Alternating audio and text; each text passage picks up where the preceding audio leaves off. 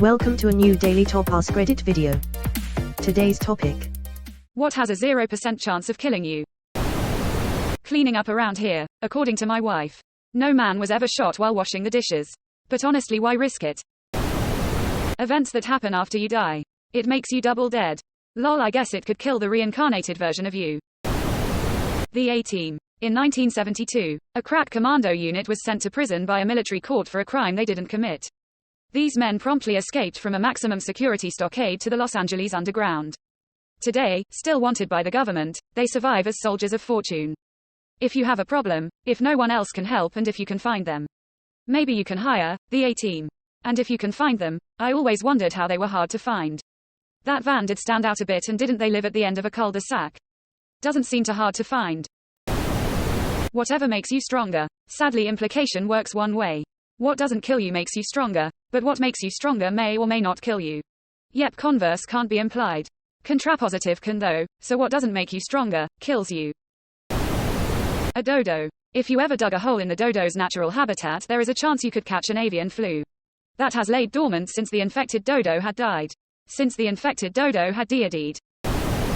There isn't anything that exists in the physical world that has an absolute 0% chance of killing you. There is something known as the Mort scale, which takes a baseline of your probability of death in any given moment, then adds micromorts, based on the probability that an item or situation will kill you. For example, there is a non-zero chance that a tea cozy will result in your death. The last recorded death from a tea cozy was in 1993. But the simple fact that this item exists means it adds a potential for it to kill you. https://micromorts.rip. Edit. Okay, the Reddit pedants have arrived, sucking any fun out of this post now. Cheerio. Fun while it lasted. I love on that website where it has walking 20 miles per day. Accident. Quote. Because I now realize it meant dying in an accident, but at first I thought it meant accidentally walking for 20 miles. No, I refuse to let it mean anything other than accidentally walking 20 miles per day. I have for years played a game where I try and think of a thing that couldn't kill you. And I've always found a way for it to kill you. My friends and I would play this game in elementary school on the playground.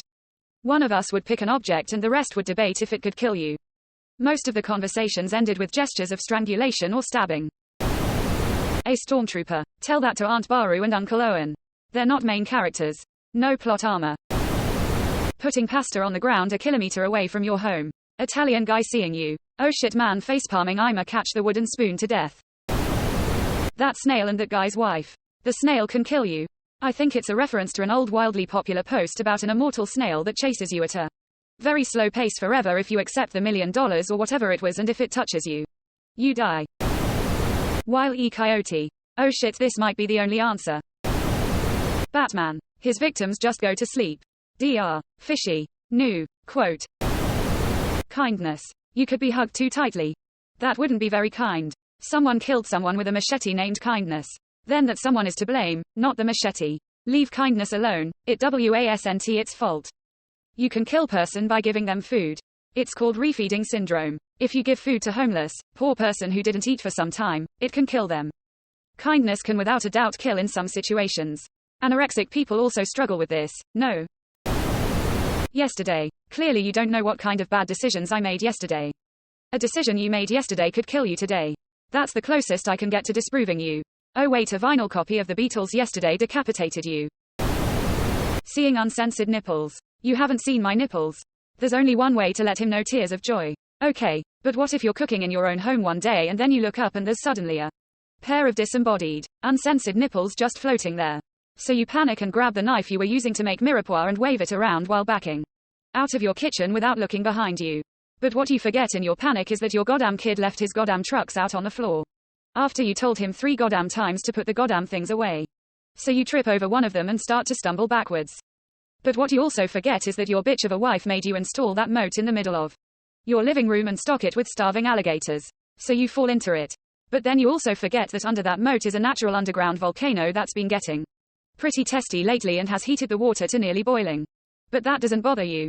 What does bother you is that your neighbor just dropped by and he's a serial killer who has killed 14 of his previous neighbors. All of which used to live in your house. He comes in under the guise of giving you your mail. You open a letter from the credit card company. Fuck. Your wife ran up the limit with her fucking QVC habit again. Your chest starts hurting and it's starting to get hard to breathe. Feels like an elephant is sitting on there. So you call an ambulance. They come and get you and load you up.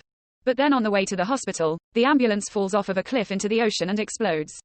You swim out of the wrecked ambulance and you're surrounded by 15 hungry oceanic white tips. Then you look up and see the disembodied, uncensored nipples and they begin to talk to you, whispering secrets held before even Yahweh existed, bathing you in a warm light and promising to carry you to the home of homes. The time before time. But then your toe cramps up and you fucking drown or some shit.